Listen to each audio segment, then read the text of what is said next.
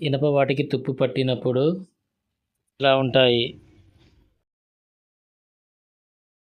Iron ఏవైనా సరే ఎక్కువగా తడవకూడదు. తడిస్తే ఇలా తుప్పు పడుతూ ఉంటాయి.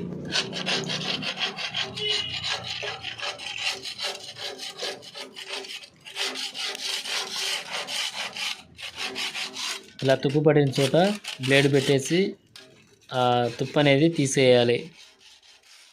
శాండిల్ పేపర్ తోటి రుద్దాలి.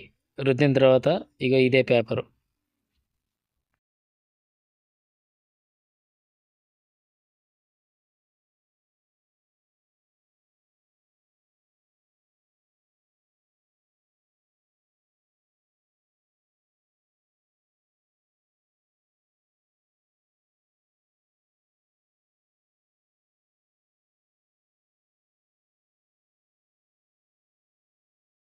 పేపర్తో కొట్టిన తర్వాత జింక్ ప్రైమర్ వేసుకోవాలి.